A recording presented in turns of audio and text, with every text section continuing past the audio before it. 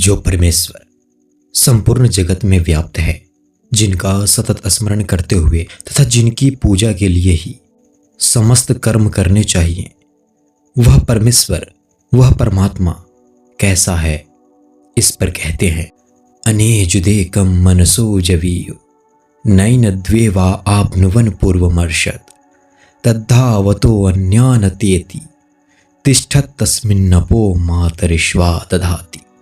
अर्थात वे सर्वांतर्यामी, सर्वशक्तिमान, अचल और एक है, तथापि मन से भी अधिक तीव्र वेग युक्त है। जहां तक मन की गति है, वे उससे भी कहीं आगे पहले से ही विद्यमान रहते हैं। मन तो वहां तक पहुंच ही नहीं पाता। वे सबके आदि और ज्ञान स्वरूप हैं, अथवा सबके आदि होने के कारण सबको पहले से ही जानते हैं। पर उनको देवता तथा महर्षिगण भी पूर्ण रूप से नहीं जान सकते। जितने भी तीव्र वेग युक्त बुद्धि, मन और इंद्रियां अथवा वायु आदि देवता हैं, अपनी शक्ति भर परमेश्वर के अनुसंधान में सदा दौड़ लगाते रहते हैं, परंतु परमेश्वर नित्य अचल रहते हुए ही उन सब को पार करके आगे निकल जाते हैं। वे सब वहां तक पहुंच ही नहीं पाते। भला असीम की सीमा का पता जो सीमित है, वह कैसे लगा सकता है? बल्कि वायु आदि देवताओं में जो शक्ति है, जिसके द्वारा वे जल वर्षण, प्रकाशन, प्राणी प्राण धारण आदि कर्म करने में समर्थ होते हैं, वह इन अचिंत्य शक्ति परमेश्वर की शक्ति का एक अंश मात्र ही है। उनका सहयोग मिले बिना ये सब कुछ भी नहीं कर सकते। अब परमेश्वर की अचिंत्य शक्तिमत्ता तथा व्यापकता प्राकारांत से पुनः वर्णन करते हैं। कहते हैं तदेजति तन्नैजति तद्दूरे तदवंतिके तदंतरस्य सर्वस्य तदु सर्वस्यास्य बाह्यतः। अर्थात वे परमेश्वर चलते भी हैं और नहीं भी चलते। एक ही काल में परस्पर विरोधी भाव, गुण तथा क्रिया जिनमें रह सकती है, वे ही तो परमेश्वर हैं। यह उनकी अचिंत्य शक्ति की महिमा है।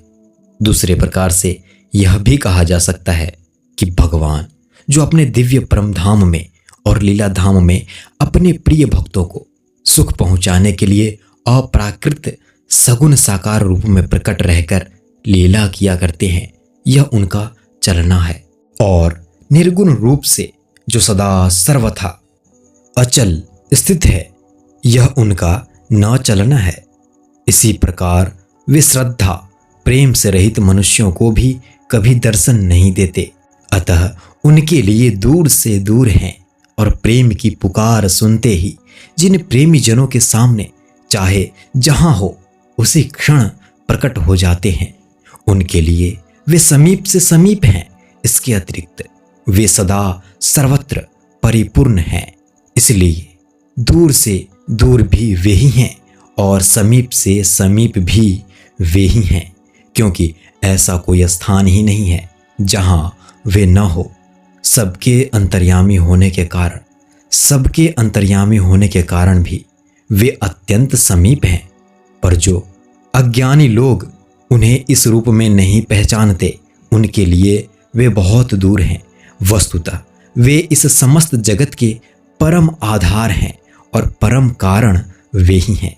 इसलिए बाहर भीतर सभी जगह वे ही परिपूर्ण हैं।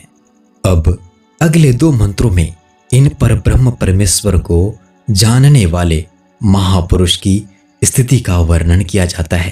कहते हैं यस्तु सर्वाणि भूतानि आत्मन्येवानुपश्यति सर्वभूतेषु चात्मानं ततो न विजुगुप्सते।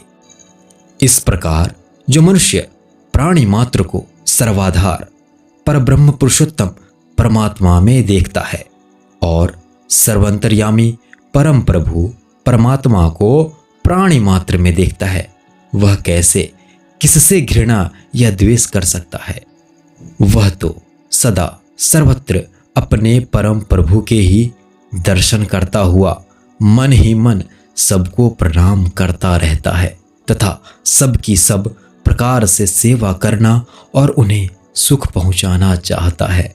अब कहते हैं, यस्मिन् सर्वाणि भूतानि आत्मैवा भूद्विजानतः तत्र को मोह कह शोक एकत्वम अनुपश्यतः।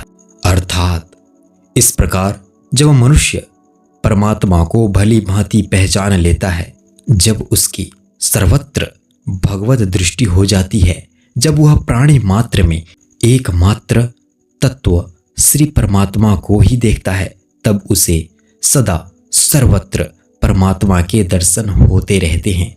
उस समय उसके अंतःकरण में शोक मोह आदि विकार कैसे रह सकते हैं।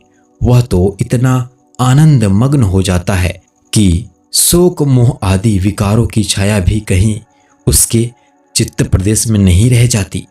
लोगों के देखने में वह सब कुछ करता हुआ भी वस्तुतः अपने प्रभु में ही क्रीड़ा करता रहता है। उसके लिए प्रभु और प्रभु की लीला के अतिरिक्त अन्य कुछ रह ही नहीं जाता। इसलिए प्यारे भक्तों, कहते हैं ना, प्रभु किसी भी रूप में और कहीं भी आ सकते हैं,